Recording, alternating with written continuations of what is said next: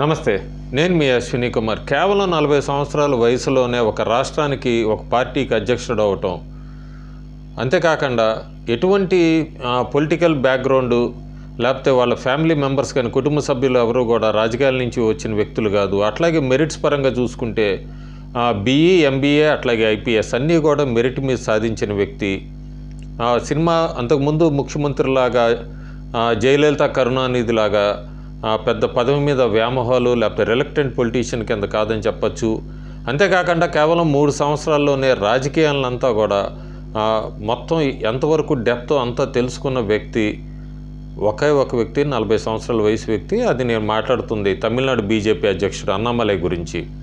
అన్నామలై ఎంత శాతం నుంచి అంత శాతానికి బీజేపీ ఓట్ షేర్ తమిళనాడులో తీసుకెళ్లాడు మన లోక్సభ ఎన్నికలకు అన్నది చాలా వీడియోస్ పెట్టాను. అయినా కూడా ఒకసారి ఎకోసిస్టమ్ ద్రవిడియన్ పార్టీస్ అన్నింటినీ తట్టుకొని బీజేపీని ఒంటరిగా పోటీ చేయించేట్టు ఒప్పించి ప్రధానమంత్రి నరేంద్ర మోడీ, అమిత్ షా వీళ్ళిద్దరితో కూడా శభాష్ అనిపించుకొని వాళ్ళ సారథ్యంలో తమిళనాడులో నువ్వే బీజేపీ ప్రెసిడెంట్గా ఉండాలి అంటూ అన్నామలైనే వాళ్ళిద్దరూ ఎన్నుకున్నారంటే కూడా సెలెక్ట్ చేసుకున్నారంటే అన్నామలై గొప్పతనం ఏంటో తెలుస్తుంది. దాదాపు ఎన్నికలు అయిపోయాక ఓట్ షేర్ అయితే విపరీతంగా సాధించింది, కానీ ఆ నెంబర్ ఎక్కడ కూడా ఖాతా తెరవలేదు. దీన్ని అవకాశంగా తీసుకున్నారు బీజేపీలోని కొంతమంది సీనియర్లు.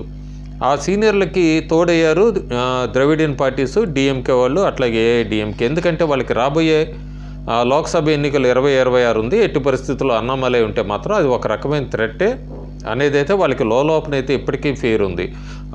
నాకు చాలామంది కామెంట్స్ కూడా పెట్టారు, మీరు అన్నామలైకి ఎంత లిఫ్ట్ ఇచ్చారు, అలాగే బీజేపీకి నెంబర్ చెప్పారు, NDAకి నెంబర్ చెప్పారు, మీరు అసలు ఎక్కడా కూడా సక్సెస్ కాలేదని. నేనే కాదు, దాదాపు భారతదేశంలో జాతీయ మీడియాలు తీసుకుంటే NDTV కానీ, CNN News 18, Times Now, TV9 Bharatvarsh, India Today Axis poll, అట్లాగే జన్ కీ బాత్, ఎవరి సర్వేని తీసుకోండి అందరిది కూడా కామన్గా బీజేపీకి 315, NDAకి మినిమం నెంబర్ 340 ఇచ్చారు.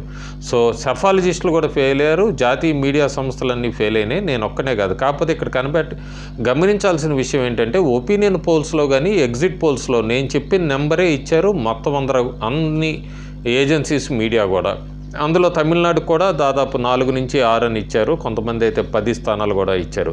సో అందులో నేను ఒక్కడనే ఒక ఆప్షన్గా నేను ఒక్కడనే ఒక నెంబర్ వేసినట్టు కాదు, జాతీయ మీడియాలు అట్లా జాతీయ ఏజెన్సీసు, సర్వే ఏజెన్సీసు అందరూ ఫెయిల్ అయినాయి. ఆ ఫెయిల్ అవ్వటం వెనక ఆ నెంబర్ ఎందుకు టచ్ చేయలేదు, నరేంద్ర మోడీని 3వసారి ప్రధానమంత్రి కాకుండా ఎవరు అడ్డం పడ్డారు, దాని వెనక వ్యూహాలు, విదేశీ శక్తులు నడిపింది ఏంటి, దానికి భారతదేశంలో కాంగ్రెస్ పార్టీ వాళ్ళు కొంతమంది ఎట్లా చేతులు కలిపారు, ఇవన్నీ కూడా సాక్ష్యాలతో కొన్ని రోజుల్లో బయటకు వస్తాయి.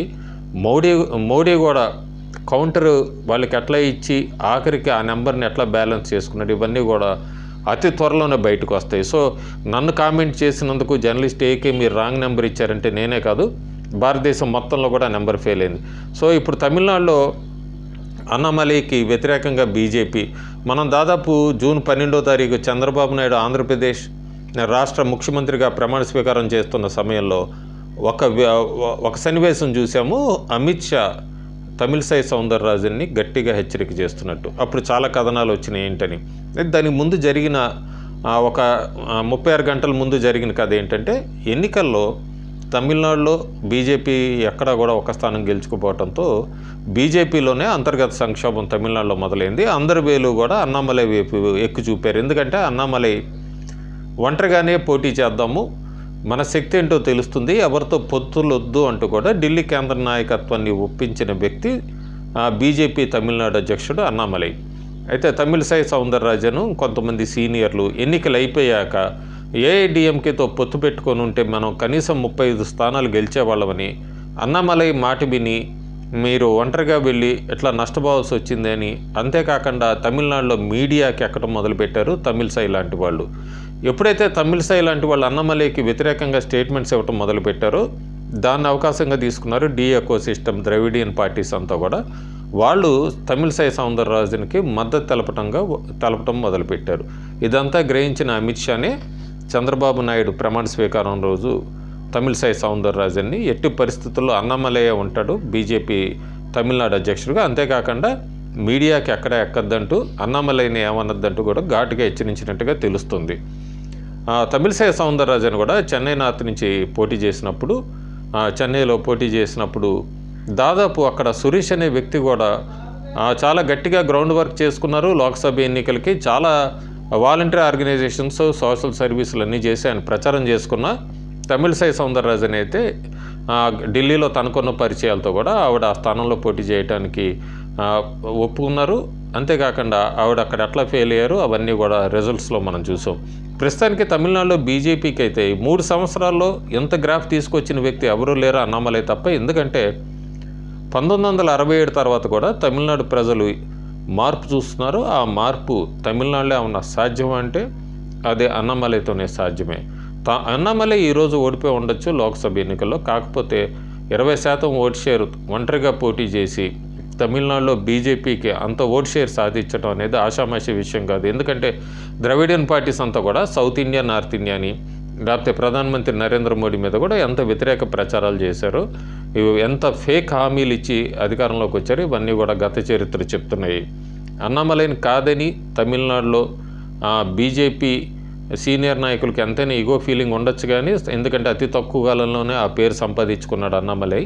కాకపోతే అన్నామలయే ప్రస్తుతానికి బీజేపీ తమిళనాడులో ఆశాదీపం. వెనకున్న సీనియర్లు మద్దతు తెలపాలే తప్ప సంక్షోభాన్ని మరింత ముదిరెట్టుగా నెట్టకుండా ఉండటమే తమిళనాడు బీజేపీలో అందరికీ కూడా అది మంచిది.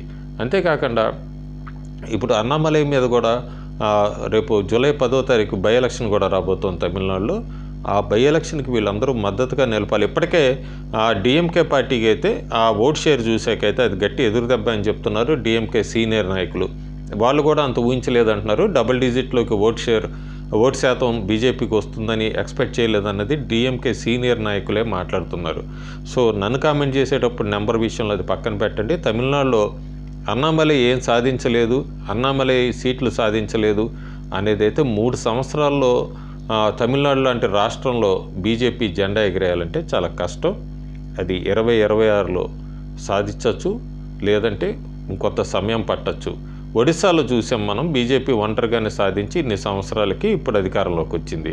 అలాంటి ఒడిశాలోనే ఇంత సమయం పట్టిందంటే తమిళనాడులో ద్రవిడియన్ పార్టీస్ పాతుకుపోయి ఉన్నాయి. సో వాటిని పెకిలించి బీజేపీ అధికారంలోకి రావాలంటే కొంత సమయం పట్టచ్చు. దానివల్ల అన్నామలైని కామెంట్ చేసినా, లేకపోతే జర్నలిస్ట్ యొక్క వీడియోస్ని కామెంట్ చేసినా కూడా ఉపయోగం ఉండదు. తమిళనాడులో అయితే బీజేపీ రాబోయే రోజుల్లో మంచి స్థానం సంపాదించుకుంటుందైతే అని లోక్సభ ఎన్నికల ఫలితాలు చెప్తున్నాయి, గ్రౌండ్ రిపోర్ట్స్ కూడా చెప్తున్నాయి.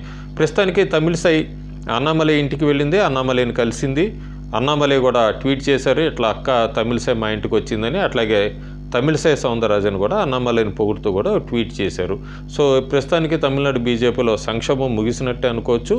అందరూ కలిసికట్టుగానే రేపు రాబోయే అసెంబ్లీ ఎన్నికల్లో కలిసే ముందుకెళ్తారని చెప్పి ఊహిద్దాం. Thank you.